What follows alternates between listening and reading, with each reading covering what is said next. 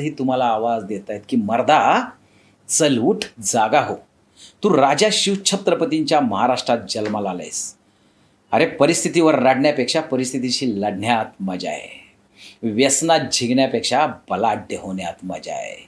अरे नशिबावर नतमस्तक होण्यापेक्षा मेहनत करण्यात मजा आहे. आणि कर्तृत्व शून्य आयुष्य जगण्यापेक्षा नाव करून मरण्यात मजा आहे. मर्दा चल उठ जागा हो. तू राजा शिवछत्रपतींच्या महाराष्ट्रात जन्माला आलाय. क्रिकेट शिवा, क्रिकेट म्हणजे धूर्त. शिवाजी महाराज तो धूर्त म्हणतोय. Cricket Shiva could manage to escape because of over comprehensions. म्हणजे आमच्याच गलथाना कारभारामुळे शिवा आमच्या हातून पळून गेला. कधी 1666ला. त्याला आठवतंय कधी 1705ला. 40 वर्षानंतर त्याला आठवतंय ते शिवाला मी जिवंत का जाऊन दिला आग्र्यातून. Cricket Shiva could manage to escape because of over comprehensions and then this entire argues against Marathas has conquered till the end of my life. त्याच्यानंतर का जो काय खडतर प्रवास माझ्या नशिबात आला, मला जो त्रास झाला, मला वनवास झाला, याला फक्त आणि फक्त हे मराठे जबाबदार आणि यांचे गडकिल्ले जबाबदार.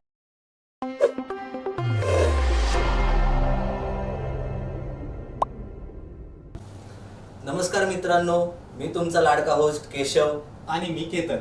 आम्ही दोघं आपलं मनपूर्वक स्वागत करतो आपल्या नव्या कोऱ्या यूट्यूब चॅनलमध्ये, ज्याचं नाव आहे नोमॅड कट्टा. रायबा दादा, खरं आता राजगडाचं मनोगत ऐकल्यानंतर आता पुढे काय बोलणार, आम्ही तर एकदम म्हणजे स्तब्ध झालो आहोत. पण तरीसुद्धा आता इथून पुढे येणारी जी पिढी आहे तर त्यांनी गड किल्ल्यांवर जाऊन काय पाहावं, कसा अभ्यास करावा त्यांचा. आणि बऱ्याचदा एक मला असं जाणवतं की लोक पिकनिकच्या नावाखाली ट्रेकिंग करायला जातात. तर पिकनिक आणि ट्रेकिंग यामधला फरक जर तुम्ही आमच्या प्रेक्षकांना समजून सांगितला तर ते बरं होईल. छान प्रश्न विचारला दादा.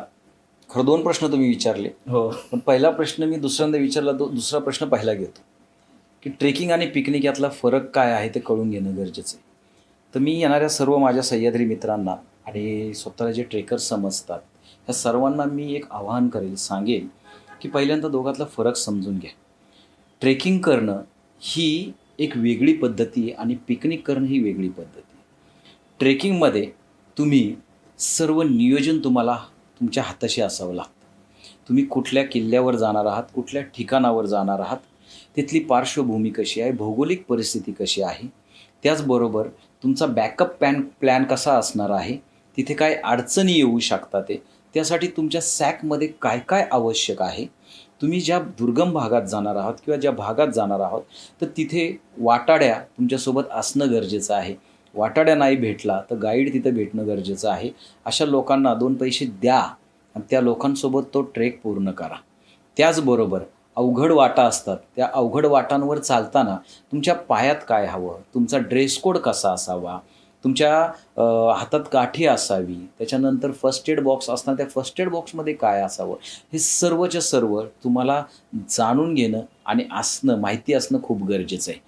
बऱ्याच ठिकाणी मी बघतो, राजगडसारख्या दुर्गम ठिकाणी असेल, रायगडला असेल, की लोक फॅशन म्हणून येतात, पिकनिक म्हणून येतात. राजगड चढताना तुम्ही हिल असलेला सँडल घालून कसं येऊ शकता? स्लीपरवर राजगड कसा चढू शकता तुम्ही? हाफ पॅन्टवर तुम्ही राजगड चढसाल कसे? शॉर्ट शर्ट घालून तुम्ही राजगड किंवा इतर दुर्गांची भ्रमंती कशी करू शकता? ह्या गोष्टी तुम्हाला कळल्या पाहिजेत की कुठल्या सीझनला आपण तो किल्ला पाहतोय, त्या सीझनला काय काय आवश्यक आहे, आपला टीम लीडर कोण आहे, त्या टीम लीडरचं ज्ञान किती आहे, त्याने आत्तापर्यंत किती मोहिमा केलेल्या आहेत, त्यांना त्याच्याविषयी काय ज्ञान आहे, ते कशा प्रकारे मार्गदर्शन करतात, ह्या सगळ्या गोष्टी जाणून घेणं म्हणजे ट्रेकिंग आहे. तुम्ही जर चुकलात तर चुकण्याच्या अगोदर तुम्हाला लक्षात आलं पाहिजे की ही जर पायवाट अवघड आहे किंवा हा गड अवघड आहे, तर जंगल भरपूर आहे, तर तुमच्याकडे कमीत कमी रिबन्स असल्या पाहिजेत. त्या रिबीन बांधत जाणं गरजेचं आहे, जेणेकरून चुकलात तर त्या रिबीनचा माग काढत आपण पुन्हा त्या ठिकाणी येऊ शकतो. किंवा थोडीशी आपल्याला बुद्धी असली पाहिजे की 3 प्रकारच्या वाटा असतात. एक असतात मनुष्याने माणसाने पाडलेली वाट, इथं असते एक ढोरांनी पाडलेली, एक असते वानर वाट. अशा वेगवेगळ्या वाटा असतात. वानरांच्या ज्या वाटा असतात त्या तुम्हाला फसवतात, ढोरांच्या वाटा असतात त्याही तुम्हाला फसवतात. मग माणसाची पायवाट कुठली आणि ढोरवाट कुठली आणि वानरवाट कुठली ही तुम्हाला ओळखता आली पाहिजे. तर त्या गोष्टींचं बेसिक ज्ञान तुमच्याकडे असलं पाहिजे. कुठला साप, कुठल्या सापाची छेड काढायची, कुठल्या सापापासून लांब राहायचं, ह्या गोष्टींचं तुम्हाला ज्ञान असले पाहिजे. शक्यतो छेड काढायचा प्रकारच ठेवायचा नाही. गवा कुठं कुठं आहे, तिथे काय अडचण होऊ शकते का, जाताना तुम्ही स्प्रे मारू नये, हे साध्या साध्या गोष्टी आहेत. आज मधमाशा वगैरे चावायचं प्रमाण का वाढतं? तुम्ही गड किल्ल्यांवर जर का बॉडी स्प्रे मारून येत असाल तर तुम्हाला अर्थच नाही आहे ना. त्या मधमाशांना जो काय वास येणार आहे त्या माध्यमातून ते तुमचा पिछा करणार आहेत आणि नंतर तुमच्यावर जे संकट उद्भवणार आहे ते जीवाशी तुमच्या हे येणार आहे सगळ्या गोष्टी. या गोष्टी ट्रेकिंगमध्ये येतात. आता पिकनिकमध्ये फारसं ह्या गोष्टींची काही घ्यायची गरज नसते. एखाद्या ठिकाणी तुम्ही गाडीने जाऊ शकता, गाडीतनं उतरायचं, तिथं धांगडधिंगा घालायचा, तुमचं काय खायचं प्यायचं, पुन्हा गाडीत बसायचं, निघून यायचं. तो टाईम स्पेंडिंगचा विषय. पिकनिक आणि ट्रेकिंगमधला हाच फरक आहे. आणि ट्रेकिंग करताना सर्वात महत्त्वाचं की तुम्ही ज्या ठिकाणी जाताय भौगोलिक परिस्थिती काय आहे हे पुन्हा एकदा सांगतो, जाणून घ्या. आपल्या सॅकमध्ये पुरेसं ड्रायफ्रूट्स आहेत का, फ्रूट्स आहेत का, पाण्याची व्यवस्था आपल्याकडे आहे का, ऐन टायमाला जर काय प्रॉब्लेम झाला तर आपल्याकडे शिट्टी आहे का, त्या शिट्टी वाजून मी इतर लोकांना बोलू शकतो का, चुकलो मी तर ज्या वाटेने मी गेलो तिथे काही गोष्टी असतील, जर भुईमुगाच्या शेंगाची टरफल आपण टाकतो किंवा आपण संत्रा खाली असेल तर ते टाकत गेलं पाहिजे पुढं, जेणेकरून निसर्गालाही ते हानिकारक नसावं आणि आपल्यालाही पुन्हा येण्याची वाट काढावी. ह्या सगळ्या गोष्टी आहेत. शक्यतो टीम लीडर आपला कोण आहे तर टीम लीडरच्या सोबतच आपण चालणं गरजेचं आहे. मागं राहायचं फोटोच्या नादामध्ये किंवा बाकीच्या कुठल्या गोष्टींसाठी मागं राहिलात आणि मी माझ्या मनाचा राजा आहे आणि मी माझं पाहिजे तसं ह्याला पैसे दिलेत आता मी मोकळा आहे काय ते करायला, हे असं केलं तर सह्याद्री तुम्हाला ढकलून दिल्याशिवाय राहणार नाही. ह्या सर्व गोष्टींचे नियम काटेकोरपणे ज्यावेळेस पाळसाल त्यावेळेस खऱ्या अर्थाने तुम्ही ट्रेकर म्हणून आज सर्वजण तुम्हाला संबोधतील. कारण आज सह्याद्री प्रचंड भयानक आहे. तो जीव तेवढा लावतो, प्रचंड सुख देतो तुम्हाला, मग त्याच्या नियमाच्या मागं बाहेर तुम्ही गेलात तर तुम्हाला ढकलून द्यायलाही तो कमी करत नाही आहे. म्हणून लक्षात ठेवायचं, पिकनिकसाठी जाणार असेल तर ती गोष्ट वेगळी आहे, पण गडकोटांसाठी येणार असेल, ट्रेकिंगसाठी येणार, पूर्ण तयारीनुसार जायचं आहे एवढं लक्षात ठेवा. आणि त्यामुळे आयुष्यामध्ये तुम्हाला बऱ्याच अडचणींचा सामना करावा लागणार नाही. कारण जर तुम्ही तुमच्या टीम लिडरचे आदेश मानलेत किंवा स्वतःला तुम्ही ते प्रिपेअर केलं तर त्यासाठी खूप महत्त्वाचं आहे. कारण हे दुर्ग फिरणे ही फॅशन नाही आहे, ती पॅशन आहे. ती पॅशन जपायची असेल तर तुम्हाला सर्वस्व त्यासाठी द्यावंच लागणार आहे. त्यासाठी शक्यतो शिवचरित्र असेल किंवा दुर्ग अभ्यास असेल, हा वरवर अत्तरा सारखा लावून जमणार नाही, तो तुमच्या धामण्यांमध्ये उतरला पाहिजे. आणि त्यावेळेसच ह्या गडकोटांचं आणि ह्या ट्रेकिंगचं खरं क्षेत्र तुम्हाला खऱ्या अर्थाने त्याचं सुख उपभोगता येईल. तर एवढी माझी सर्वांना विनंती आहे की ही गोष्टी महत्त्वाची आहे. दुसरा प्रश्न तुम्ही जो काय विचारला की गडकोटांवर काय पाहायचं, आता हा प्रश्न किती सुंदर आहे. याला बघायला गेलं तर आपला अर्धा तास जाईल, पण तरी मी सांगेल तुम्हाला की गडकोटांवर जाताना तुम्हाला काय पाहायचं याची बेसिक गोष्टी तुम्हाला माहिती पाहिजे. की मी कुठल्या किल्ल्यावर चाललो आहे, माझ्या टीम लिडरनी पोस्ट टाकली किंवा फेसबुकला इन्स्टाला मी पोस्ट पाहिली आणि लगेच अरे त्या किल्ल्यावर जायचे, 4 हौशी गोळा केले आणि लगेच त्यांना पैसे ट्रान्सफर केले की 4 चौघं निघाले, कलर टी शर्ट घालायचे, चांगला महागडा गोप्रो घ्यायचा, बूट घालायचे, भारी भारी गॉगल घ्यायचे की निघाला. अरे हो, ज्या किल्ल्यावर तू जाणार आहेस त्याचं भौगोलिक स्थान माहिती पाहिजे. तुला जायचं आहे ना वासोट्याला, तर त्या वासोट्याचं भौगोलिक परिस्थिती काय आहे ती तुम्हाला कळली पाहिजे. त्याच्यानंतर किल्ल्यावर गेल्यानंतर तुमची मानसिकता कशा लेवलची पाहिजे. एक तर तुमच्या ड्रेस कोडपासून सगळ्या गोष्टी तुमच्या ठरतात. काही लोक बघतो मी की प्रचंड स्वेटर बिटर जर्किंग वगैरे घालून गड किल्ल्यांवर फिरायला येतात आणि नंतर कळतं की बनेल सुद्धा काढून ठेवायची त्यांची तयारी असते.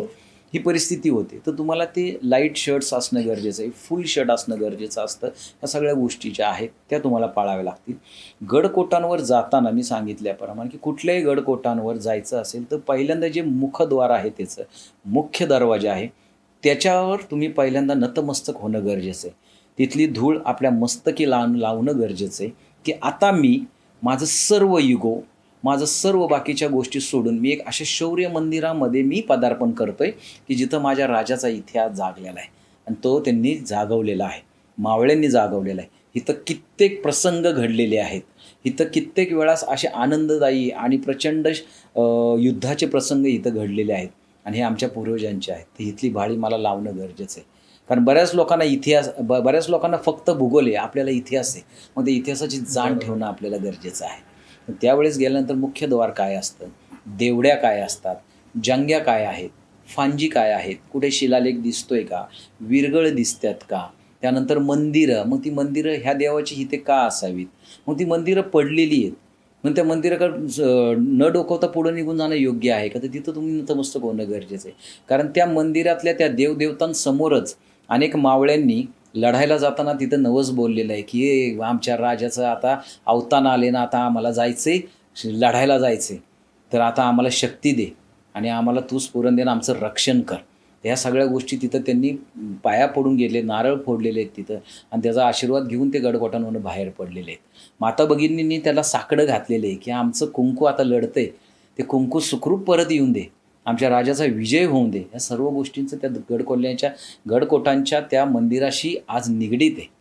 पाण्याची तळी खराब आहेत, मान्य आहे मला, कारण आता थोडं कारण मनुष्यवस्तीवर राहत नाही. मी सांगितलं की 1858 नंतर की 1858 नंतर की इंग्रजांनी ज्या वेळेस गडकोटांवर जाण्याची बंदी घातली, त्यावेळेस सर्व जो काय पाणी वगैरे तिथलं संपवलं आहे त्यांनी, त्यावेळेस सर्व राहणारी वरची वस्ती सगळी गडकिल्ल्यांच्या खाली आलेली आहे.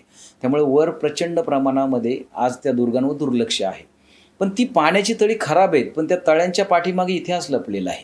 त्या तळ्याचं पाणी सगळ्या मावळ्यांनी चाखलेलं आहे, खुद्द छत्रपतींनी चाखलेलं आहे, आई जिजाऊंनी चाखलेलं आहे. कितीतरी माता भगिनींनी तिथं पाणी प्यायला आलेले असतील, लहान मुलं पाणी प्यायला आलेली असतील, ती संजीवनी आहे आपल्यासाठी. तर त्या तळ्यांचं पावित्र्य राखणं आपलं घर आहे. ती खराब आहे म्हणून अजून खराब करायचं बिलकुल आपलं काम नाही आहे. हे सगळ्या गोष्टी आहेत, कारण ही शौर्य मंदिर आहेत. कारण हे गडकोट हा सह्याद्री आजही तुम्हाला आवाज देत आहेत की मर्दा चल उठ जागा हो, तू राजा शिवछत्रपतींच्या महाराष्ट्रात जन्माला आलायस. अरे परिस्थितीवर रडण्यापेक्षा परिस्थितीशी लढण्यात मजा आहे, व्यसनात झिगण्यापेक्षा बलाढ्य होण्यात मजा आहे, अरे नशिबावर नतमस्तक होण्यापेक्षा मेहनत करण्यात मजा आहे, आणि कर्तृत्व शून्य आयुष्य जगण्यापेक्षा नाव करून मरण्यात मजा आहे. मर्दा चल उठ जागा हो, तू राजा शिवछत्रपतींच्या महाराष्ट्रात जन्माला आलाय. हे गडकोट, हे सह्याद्री तुम्हाला आजही आवाज देत आहेत. तो आवाज ऐकण्याची तयारी तुम्ही ठेवलेली पाहिजे. हे गडकोट जाताना ह्या गोष्टी पाहणं गरजेचं आहे. गडाची जवळजवळ 40 ते 45 वर अंग आहे. ह्याच्यावर सगळा पॉडकास्ट नंतर होऊ शकतो. तर त्या गोष्टींचं मध्य मी सगळं म्हणत नाही तुम्हाला अभ्यासक व्हा, बेसिक गोष्टी जाणून घ्या.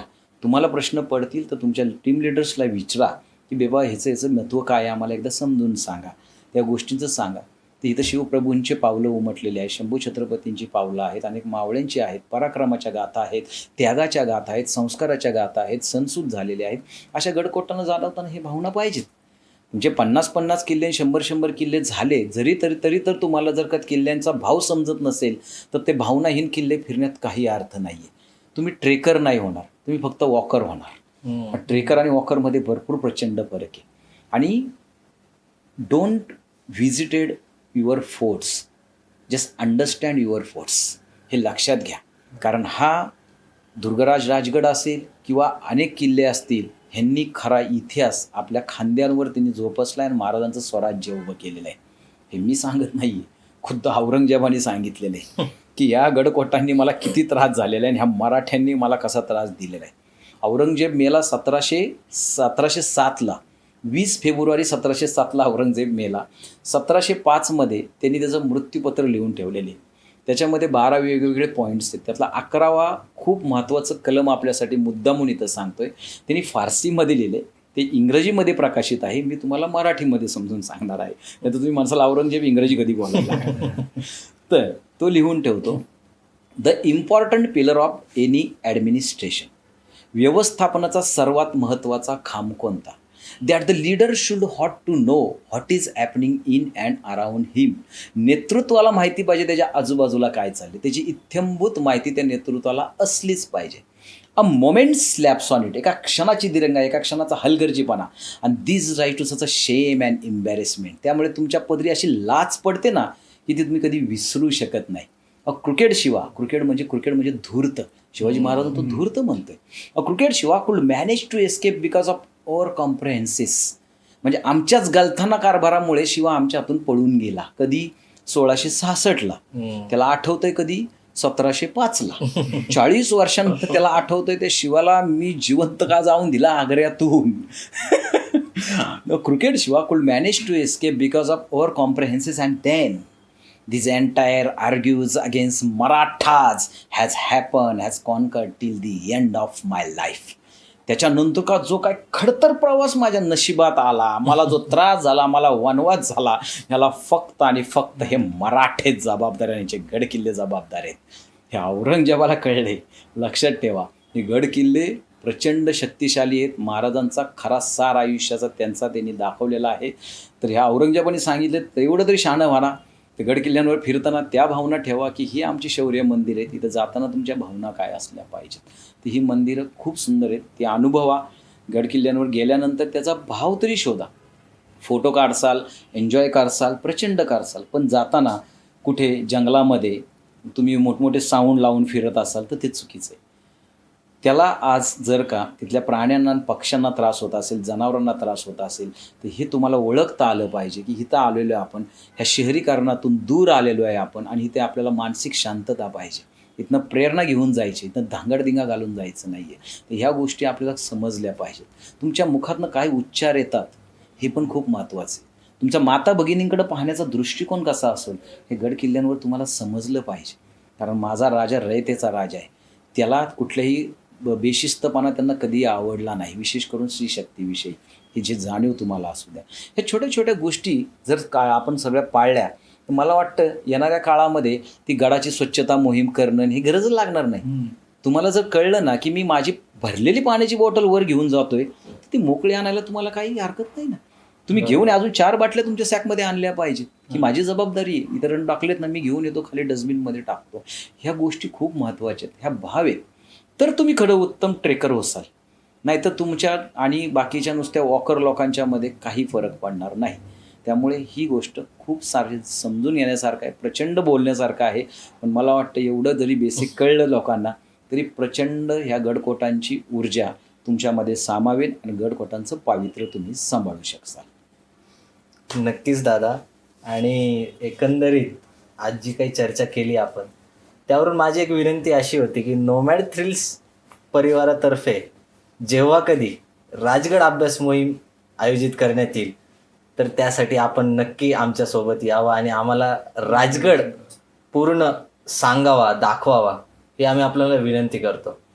नक्कीच करूयात दादा. त्या मानसिकतेची लोक आपल्यासोबत असणं गरजेचं आहे. कारण अंधाराला नावं ठेवून अंधार दूर होत नसतो. आपल्या परीने एक एक पंथी लावावी लागते आणि तो अंधकार दूर करण्यासाठी सुरुवात करावी लागते. तरुणाईला नावं ठेवून तरुणाई बिघडली आहे, तरुणाई बिघडली असं म्हणून तरुणाई सुधरत नसते. तुम्ही त्या तरुणाईला काय देता, काय विचार देता हे खूप महत्त्वाचं असतं. कारण तरुणाईकडे जी ताकद आहे जे राष्ट्र बदलू शकते. आणि नक्कीच नोमॅड थ्रीसला माझा प्रचंड शुभेच्छा आहेत की अशा अभ्यास मोहिमा तुम्ही राबवा.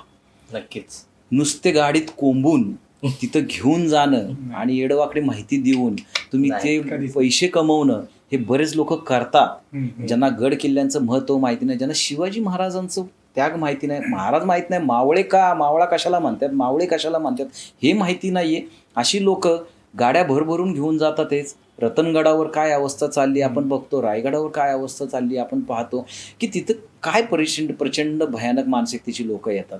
तर तिथं फक्त पैसा कमवणे हा उद्देश नसावा, तर लोकांना प्रशिक्षित करणे हा एक उत्तम आणि एक राष्ट्रीय कार्य म्हणून तुमच्याकडे जर बघितलं तुम्ही तर आयुष्य तुम्हाला कधी काही कम पडणार नाही. एडा माल अजिबात नको, येडा माल आणायचंच नाही. ज्याला कळतंय ना, त्यातलं ज्ञान पाहिजे ना, त्या लोकांना तुम्ही आमंत्रित करा. 2 दिवसाचा अभ्यास मोहीम आखा, त्याच्यामध्ये प्रॉपर वेनी त्यांना सर्व साहित्य पुरवा, त्यांचे प्रश्न आपल्याकडे येऊन द्या आणि खऱ्या अर्थानं तो दुर्गराज राजगड त्यांना समजला पाहिजे. जाताना ते राजगडावर उड्या मारत गेलं पाहिजे, पण आल्यानंतर त्यांच्या डोळ्यात अश्रू असले पाहिजेत की आज मी अशा शक्तिपीठाला मी भेट दिलेली आहे की ज्यांनी स्वराज्य घडवलेलं आहे.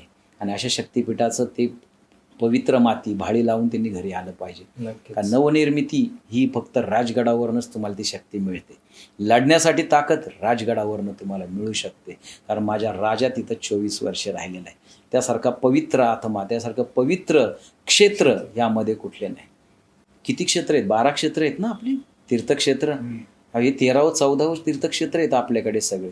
नका जाऊ काशी, नका जाऊ तुम्ही कुठे, हीच आहे आपली काशी. मी तर नेहमी सांगतो 2 कुलू 2 मनाली कमी करा आयुष्यामध्ये, पण राजगड आणि रायगड नक्की बघा आयुष्यामध्ये, कारण माझा राजा तिथं राहतो. तर ही गोष्टी लक्षात ठेवा आणि आयुष्यामध्ये नक्कीच अभ्यास मोहिमा काढा. मी असेल, माझ्यासारखे अनेक अभ्यासक असतील, ह्यासाठी नेहमी तयार असतात. पण तिथे तो क्राऊड तेवढा पाहिजे आणि त्यांना समजून घेण्याची मानसिकता तिथे बरोबर. पाहिजे. नक्कीच तुम्हाला खूप साऱ्या शुभेच्छा आहेत. असं राष्ट्रीय कार्य म्हणून त्याकडे पहा. आयुष्यामध्ये काही कमी पडणार नाही तुम्हाला. नक्कीच दादा. नोमॅड सेलचा संस्थापक म्हणून मी सांगतो दादा की आमचा उद्देश आणि हेतू पैसा कमावणं अजिबात नाही आहे. आमच्या मार्फत थोडं का होईना महाराजांबद्दल गडकिल्ल्यांबद्दल लोकांना माहिती पुरवणं हाच आमचा उद्देश आहे. वा, क्या बात आहे. हेच तर महत्त्वाचं आहे. अर्थकारण आपोआप फिरणार आहे. तुम्ही त्यांना काय देता तो क्लास तुमच्याकडे येणार आहे. एडा माल अजिबात येणार नाही. एडा माल तो एडे लोक घेऊन जाणार आहे. तुम्ही शहाणा माल घेऊन या, शहाणी लोक घेऊन या. बरोबर. त्यामध्ये अक्षरशः 14-15 वर्षापासून जी मुलं असतील त्यांना विशेष सहभागी करून घ्या. त्यांचा लाईफ स्पॅन खूप मोठा आहे. त्यांना छोट्या वयात जर समजलं की गडकिल्ले काय आहेत आणि माझा इतिहास काय आहे, तर पुढच्या काळामध्ये त्यांची पावलं चुकीच्या दिशेने जाणार नाहीत, निर्व्यसनी राहतील. त्यांना ट्रेकिंगचा अर्थ समजेल, गडकोटांचं पावित्र्य ते राखतील. आणि मी सांगितलं ना, गडकोट म्हणजे साफसफाई त्या करायची गरज बरोबर, लागणार हो. नाही आहे. कारण त्यांना माहिती आहे की इथं चॉकलेटसुद्धा टाकायचं नाही आहे. माझ्या राजाची भूमी आहे ती.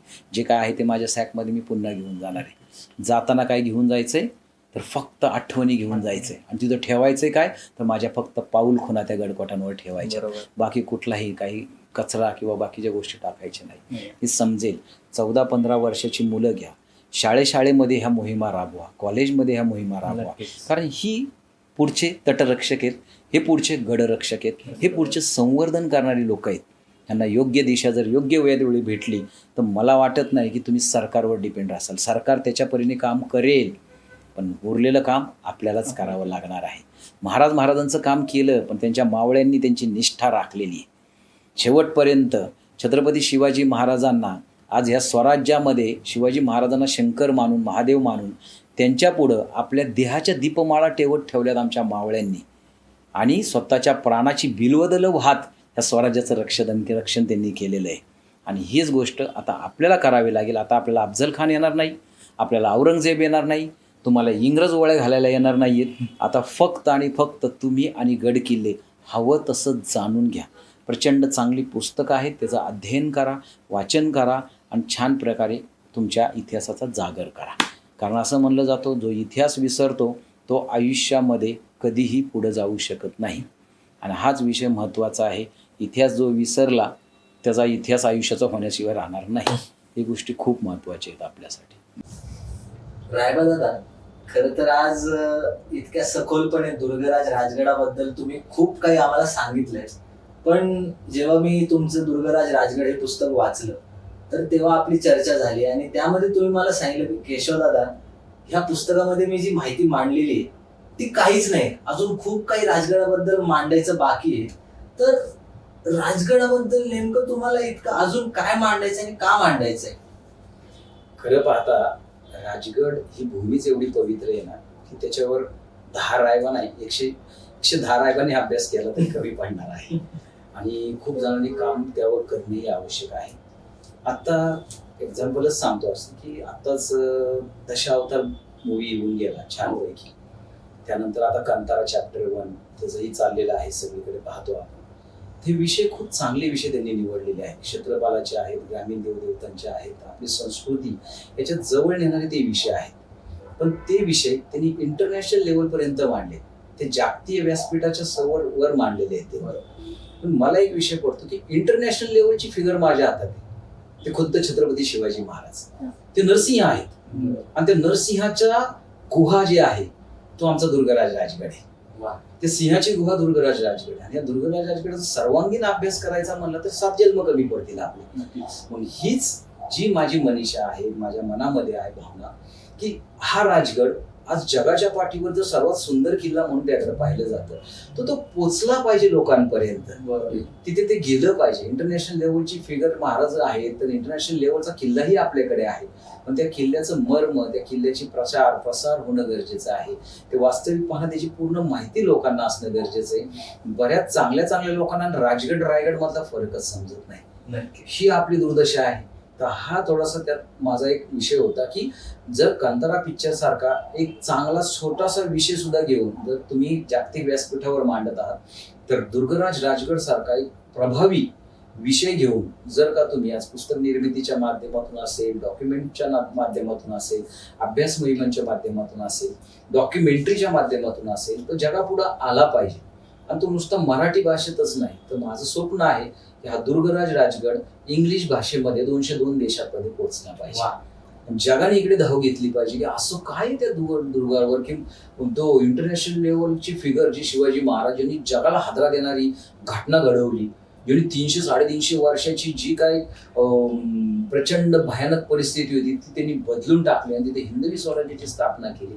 50 वर्षाच्या आयुष्यामध्ये असा काय यश कीर्ती प्रताप महिमा गाजवला की आज केवळ महाराष्ट्राचाच नव्हे, भारताचाच नव्हे, जगाचा इतिहास लिहायचा म्हटला तरी छत्रपती शिवाजी महाराज हे 3 शब्द लिहिल्याशिवाय जगाचा इतिहास पूर्ण होऊ शकत नाही. ही ताकद माझ्या राजाने निर्माण केली. तर माझ्या ह्या राजाची गुहा किंवा सिंहाची गुहा बघण्याची इच्छा सर्वांना झाली पाहिजे.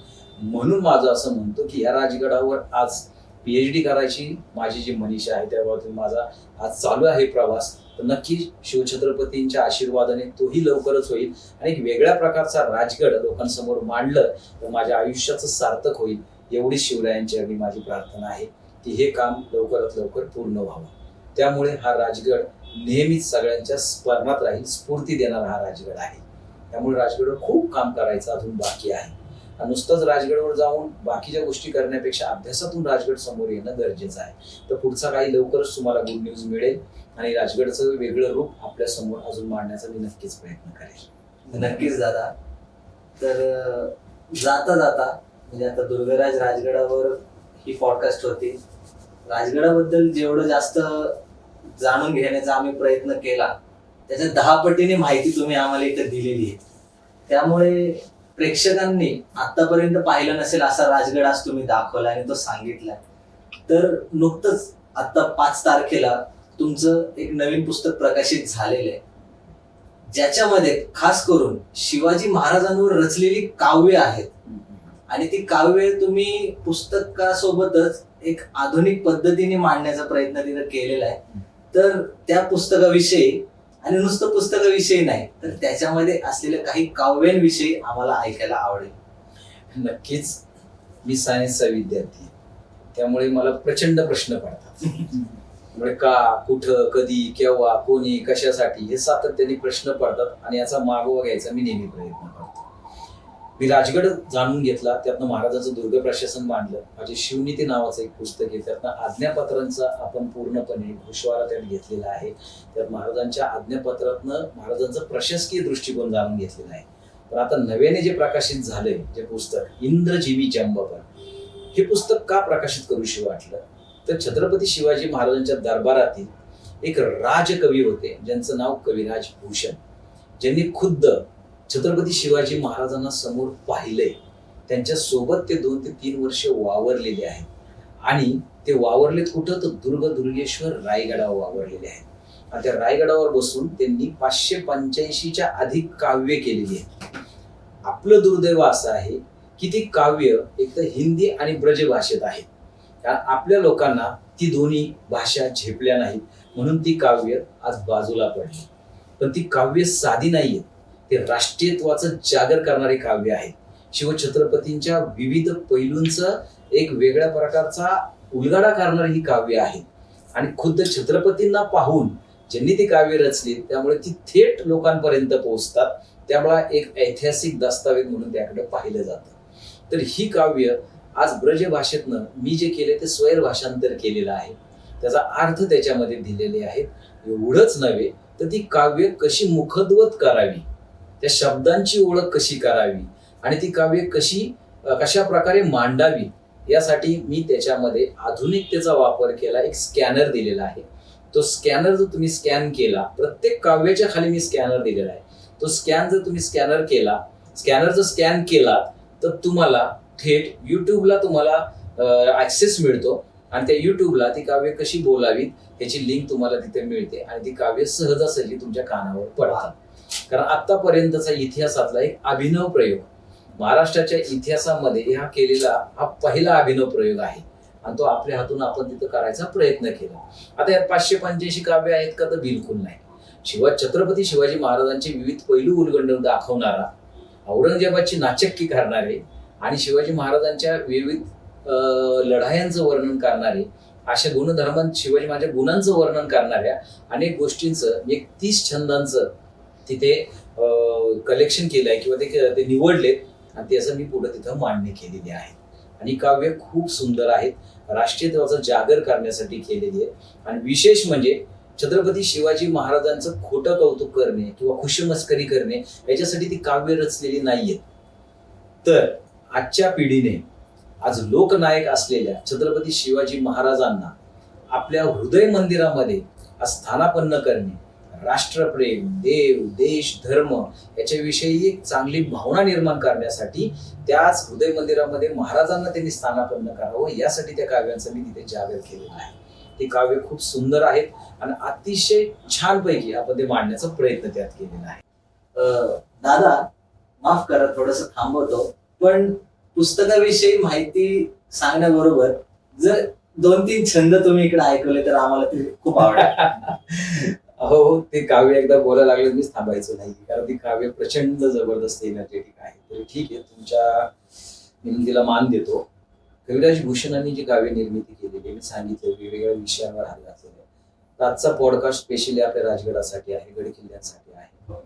तर गड किल्ल्यांवरचं किंवा राजगडाचं, दुर्गेश्वर रायगडाचं वर्णन करताना कविराज भूषणांनी एक काव्य केलेलं आहे, प्रचंड सुंदर काव्य.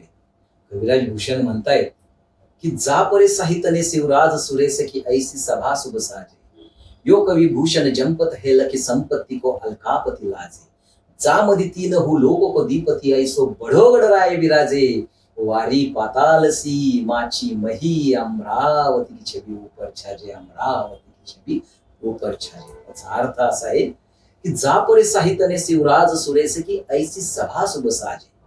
आज त्या दुर्गेश्वर रायगडावर शहाजी पुत्र शिवाजी महाराजांची आज राजसभा भरते. ती इंद्र सभेला लाजवेल एवढी सुंदर आज राजसभा आहे. त्या रायगडावर एवढं ऐश्वर आहे, एवढं संपत्ती आहे की त्या कुबेरालाही लाज वाटावी, आश्चर्य वाटावं की एवढी संपत्ती आहे रायगडावर कशी काय आहे. आणि हा रायगड एवढा मोठा आहे, एवढा प्रचंड त्याचा घेरा आहे, एवढा प्रचंड मोठं त्याचं आज रूप आहे की त्या रायगडावर 3 लोक बसतील. खाली जर पाहिलं आपल्या तर जलमय पाताळासारखा आहे, त्याच्या माच्या बघितल्या त्या भूमीसारख्या आहेत आणि त्याच्यावरचा जो बाले किल्ला आहे तो इंद्राची राजधानी अमरावती जी आहे त्या अमरावतीला लाजवल त्यापेक्षा सुंदर बाले किल्ला आमच्या रायगडाचा आहे.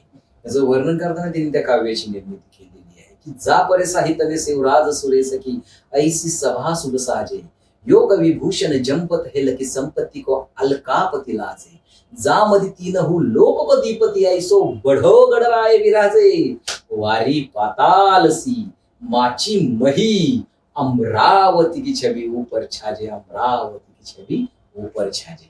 एवढं सुंदर काव्य त्यांनी त्यामध्ये केलेलं आहे. दुसरं आहे की महाराजांच्या सैन्यांचं वर्णन करताना कविराज भूषणांची लेखणी तर धमाल उडून देते, प्रचंड धमाल उडून देते. त्यांच्या सुवर्णभूतून जे काही शब्द सामर्थ्य बाहेर पडतं त्यातनं त्यांच्या काव्यांची आज त्यांची बुद्धिमत्ता किती प्रखर होती आणि काय जबरदस्त निरीक्षण होतं त्या कवीचं हे लक्षात येतं.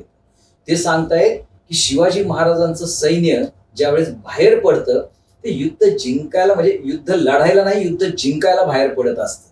ते सजून सवरून बाहेर पडत असतो. मग त्याचा साज कसा आहे, तर समोर प्रचंड लाखोचं पायदळ उभं आहे, त्याच्या पाठीमागे अश्वदळ उभं आहे आणि अश्वदळाच्या मध्ये गजदळातला एक बलाढ्य हत्ती उभा आहे आणि हत्तीच्या पाठीवर उंच उंच उंच भगवा झेंडा फड फड फड फड फड करतोय. ढोल ताशे नगारे करणे मर्फे निकच असं म्हणतं दुमदुमून निघतोय आणि हर हर हर हर महादेव आई तुळजा भवानीच्या नावाने चांग भले येळकोट येळकोट जय मल्हार या रणगर्जाने अवघा असं म्हणतं दुमदुमून निघतोय. ज्यावेळेस हे सैन्य चालतं त्यावेळेस त्याच्या पायाची जी धूळ उडतीये ती असं म्हणता पर्यंत जातीये आणि तो प्रखर सूर्य सुद्धा छोट्याशा ताऱ्याप्रमाणे दिसतोय. आणि त्या समुद्राचं तर वर्णन काय वार्तावं, जसा थाळ्यामध्ये पारा घ्यावा आणि तो पारा इकडनं तिकडं हलावा, त्याप्रमाणे आज तो समुद्राची अवस्था झालेली आहे. त्याचं वर्णन करताना त्यांची प्रचंड लेखणी धमाल घालते. शब्द सामर्थ्य एवढं आहे की सजी चतुरंग सैन अंग में उमंग धरी सर्ज शिवाजी जंग जीतने चलत भूषण बनद नाद बिहद नगारण की नत नत मत गैबरान की रलन आयला लखा मगायला गायला गजन किठायला पहिले सैल उचलत तारा तो तारणी धुरी थारा मी लगत जिनी थारा पर पारा पारा वारी हलत आहे वारी हलत आहे. हे काव्य थोडस रॅप पार्ट बघाय तुम्हाला कळलं असेल. कळत तर काही नाही, पण ह्याचा अर्थ खूप सुंदर मी जो समजून सांगितलं. हे थोडंसं फास्ट घेतो, जे आजकालच्या मुलांसाठी मी स्पेशली सांगतो की शिवकालीन रॅप तुम्हाला जर पाठ करायचंय तर आम्हाला हा साजी चतुरंग समोर लोकांसमोर मांडा. बरोबर. साजी चतुरंग सैन अंग में उमंग धरी सर्ज शिवाजी जंग जीतने चलत है भूषण बनद नाद बिहद नगारा की नत मत गैबरान की रलन आयला लखा गायला गायला गजन किठायला पहिले सैल उचलत तारा तो तारणी धुरी थारा मी लगत जिनी थारा पर पारा पारा वारी हलत आहे वारी हलत आहे वारी हलत आहे. हे काव्य प्रचंड वेगळे काव्य, भाषा ब्रजभाषा आहे. असे विविध वर्णन त्यात आहेत, पण आपण ते दुर्लक्षित केलं का तर भाषा समजत नाही. मग हा बॅरेक्स तोडायचं काम मी ह्या इंद्रजिमी जंबपर या आपल्या पुस्तकातून केलेलं आहे. आणि ते नाव इंद्रजिमी जंबच का तर छत्रपती शिवाजी महाराजांवर पहिलं काव्य जर कोणी केलं असेल तर कविराज भूषणांनी केले. आणि त्या काव्याचं नाव आहे इंद्रजिमी जंबपर वाढव सुअंबपर रावण सदंबपर रघुकुल राज हे. त्यानुसार त्यांनी इंद्रजिमी नाव घेतलेलं आहे. एवढी सुंदर काव्य त्याच्यामध्ये आहेत आणि ही काव्य नक्कीच येणाऱ्या पिढीने आज मुखोद्गत केली पाहिजे. कारण हा पूर्णपणे आज संग्रह केलेला आहे कविराज भूषणांनी शिवाजी महाराजांच्या अनेक गुणांचा. आणि हे पूर्ण हस्तांतरित करायचं काम आता आपलं आहे पुढच्या पिढीकडे. आपण जर ते करू शकलो नाही, महाराष्ट्रातील 3% लोक पण किंवा वक्ते सुद्धा या कवी भूषणांकडचं पाहूनच पळून जातात. म्हणजे ते नकोच म्हणतात त्या विषयाला हात घालायला, कारण तो विषय थोडा कठीण आहे. पण त्याच्यामध्ये एक वीररस भारलेले आहे. ते छत्रपती शिवाजी महाराजांच्या अनेक मोहिमांचं त्याच्यामध्ये वर्णन आहे, प्रचंड आहे. अहो कविराज भूषण सांगतात की हा राजा झाला नसताना तर काय अवस्था झाली असती. मी उत्तर भारतातला आहे, औरंगजेबाच्या दरबारात माझं सगळं खानदानाने काम केलेलं आहे, पण औरंगजेबाचा नंगा नाच मी पाहिलेला आहे. तो आज औरंगजेब एवढा धर्मांध तो औरंगजेब आहे की त्यांनी काय अवस्था केली आहे. आज उत्तर प्रदेशामध्ये मोठी मोठी मंदिरं त्यांनी उद्ध्वस्त केलेली आहेत, जानव्यांचे ढीक त्यांनी लावलेले आहेत. ज्या जिभा हजारो वर्ष आपल्या वेद परंपरा स्तोत्र आहेत ते त्यांनी पुढे चालवत होते, त्या जिभा त्यांनी कापलेल्या आहेत. मुंडक्यांचे मिनार त्यांनी उभे केलेले आहेत. आपल्या पूर्ण देवदेवतांची मंदिरं उद्ध्वस्त करून त्यांच्या आज मूर्त्या ज्या आहेत, त्यांच्या शिवलिंग आहेत, ते मशिदीच्या पायऱ्या म्हणून त्यांनी वापरलेले आहेत. असा हा धर्मांध आणि हा औरंगजेब ज्या वेळेस जर तुटून पडलाय भारतावर, आणि त्यावेळेस जर महाराज नसते तर काय झालं असतं, त्याचं सुंदर वर्णन करताना कविराज भूषणांनी तुमची आमची कान उघडणी केलेली आहे. ते म्हणतात की देवल घिरावते फिरावते निशाणी आली ऐसे समय राव राणे सभी गए लपकी गौरा गणपती आप औरंग को देखता अपने मुकामों पर मार गए दबकी पीरा पैगंबरा दिगंबरा दिखाई दे सिद्ध की सिद्धाई नहीं रही बात रव की काशी की कला गई मथुरा मस्जिद भई अगर शिवाजी ना हो तो सुन्नत होती सबकी सुन्नत होती सबकी सुन्नत होती. महाराज जर झाले नसते तर आज तुम्ही तुमचा देव देश धर्म काही पाळू शकला नसता. मंदिरातले देव सुद्धा माझ्या राजामुळे सुरक्षित आहेत, स्वधर्म सुद्धा फक्त आणि फक्त माझ्या राजामुळे आज सुरक्षित आहे. हे उत्तर भारतात येऊन कवी तुम्हाला सांगतोय, दक्षिण भारतात रायगडावर बसून की तुमचा राजा कोण आहे, काय त्याचं पावित्र्य, आम्ही काय येतो त्यांच्या पायाशी एवढ्या डोळून घ्यायला, का आमची बुद्धिमत्ता तिथे मती हे होते, कंठित होते. ते हे एवढं कार्य माझ्या राजाचं आहे. आणि हे कार्य ह्या राजाचं असल्यामुळे कविराज भूषण सांगतायत की मी परमेश्वराकडे काही मागत नाही. मला देव प्रसन्न झाला तर मी एकच मागेन की व्यापारी न जहाज के न राजा भयो राज के अरे भिकारी हमें कीजिए महाराज शिवराज के महाराज शिवराज के. अर्थ सुंदर आहे की आज व्यापारी न जहाज के, आज सोन्या आणि हिऱ्यानी नटलेली किंवा त्यांनी भरलेली जहाज जर मिळाली असेल मला तर त्याचा सुद्धा जहाजाचा मला व्यापारी करू नकोस. आज पूर्ण राज्य आम्हाला दिलंस तरी ते देऊ नकोस. करायचं असेल तर आम्हाला छत्रपती शिवाजी महाराजांच्या दरबारातलं एक याचक कर. ते कारण छत्रपती महाराज शिवाजी महाराज जे आपल्या कारण छत्रपती शिवाजी महाराज जे देतात आहेत ना ते भरभरून देतात आहेत. ते कल्पवृक्षासारखे ते कल्पद्रुमसारखे आहेत की मला ते कुठलीही इच्छा पूर्ण करून देतात आहेत. असं आमचे छत्रपती शिवाजी महाराजांचं वर्णन. उत्तर भारतातला एक माणूस दक्षिण भारतात येतो, रायगडावर येतो आणि आपल्याला तो कान उघडणी करतो, कोण आहे तुमचा राजा? बघा त्याच्याकडे, ती काव्य जी घेतलेली आहे ती काव्य आहेत वेगवेगळी. औरंगजेबाची तर त्यांनी पूर्ण सगळंच काढलेली आहे. तर ह्या गोष्टी आहेत तर सांगायला नक्की नंतर सांगेल मी, पण आता सध्याला जे बोललात त्यामुळे ही वेगळा विषय आहे, सगळा आनंदीदायी विषय आहे. तर एकंदरीत रायबा दादा मला असं वाटतंय की कविराज भूषण यांच्या छंदांवर आपल्याला एक वेगळी पॉडकास्ट लवकरच करावी अरे लागणार क्या आहे. बात आहे. त्यामुळे नक्की बघू. आज खऱ्या अर्थाने मित्रांनो दुर्गराज राजगड या विषयावर जी सखोल माहिती रायबा दादांनी त्यांच्या अभ्यासातून, त्यांच्या अनुभवातून, त्यांच्या वाणीतून आपल्या समोर मांडली आहे त्यासाठी नोमॅड कट्टातर्फे आम्ही तुमचे खूप खूप आभार मानतो. अरे दादा, आपल्या कार्याला हे कार्य असंच चालू राहू आणि आपले नवीन नवीन पुस्तक शिवशंभूच्या चरणी असेच आपण अर्पण करावं यासाठी नोमॅड कट्टा आणि नोमॅड थ्रिल्स तर्फे आपल्याला पुढील वाटचालीसाठी हार्दिक शुभेच्छा आणि आपल्या कार्याला सलाम. खूप खूप धन्यवाद मित्रांनो. नो मॅड कट्टा. आता नो मॅड म्हणजे भटक्या. आता हा भटक्यांचा कट्टा आहे. आणि असं म्हणतात ना की भटकणारी माणसं कुठले कधीच कमी पडत नाही. आयुष्यामध्ये 10 पुस्तकं वाचा आणि एकदा भटकून या. ते भटकलेल्या माणसाला जास्त ज्ञान असतं. त्यामुळे भटकत राहा, आयुष्यामध्ये चांगलं काम करत राहा. ह्या चॅनेलच्या माध्यमातून विविध विषयांना तुम्ही हात घालत जा, चांगले वक्ते बोलवत जा आणि ह्या श्रोत्यांना एक चांगली मेजवानी तुमच्याकडनं नक्कीच मिळेल अशी मी अपेक्षा व्यक्त करतो. आणि तुम्हाला दोघांना आज खूप साऱ्या शुभेच्छा देतो. भविष्यात आज तुमचा यश, कीर्ती, प्रताप, महिमा वाढत राहो ही आई भवानी चरणी मी जोगवा मागतो. आणि छत्रपती शिवाजी महाराजांचा आशीर्वाद तुमच्या पाठीशी नेहमी राहील. त्यासाठी आज माझे श्रोते किंवा आज आपले सगळे गड किल्ले फिरणारे लोकांना सुद्धा हा पॉडकास्ट नक्कीच आवडेल. कारण भरभरून माहिती तुम्हाला यामध्ये मिळणार आहे. बऱ्याच शंकांचं निरसन तुमचं होणार आहे. तर असा सुंदर कट्टा आज इथं आल्याबद्दल मला खूप सुंदर वाटतंय. तुमच्यासाठी एक छोटासा शेर मी म्हणेल कि चलता रहूंगा पथ पर, चलता रहूंगा पथ पर, चलने में माहिर बन जाऊंगा. अरे मंजिल मिले ना मिले, अच्छा मुसाफिर तो बन जाऊंगा. अच्छा मुसाफिर. धन्यवाद. आयुष्यामध्ये अशी मुसाफिरी करत राहा आणि खूप साऱ्या शुभेच्छा तुम्हाला सर्वांना. सर्वांना विनंती, आपला चॅनेल सबस्क्राईब करा आणि हे सुंदर पॉडकास्ट तुम्ही नक्की शेअर करा आणि आपल्या दोघांना, आपल्या ह्या मित्रांना तुम्ही नक्कीच सपोर्ट करा. जय शिवराय.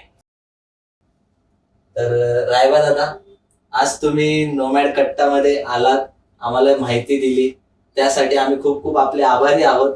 तर S2 ड्रायफ्रुट्स आणि गिफ्ट्स यांच्या वतीने ही एक छोटीशी भेट वस्तू आम्ही आपल्याला देतो.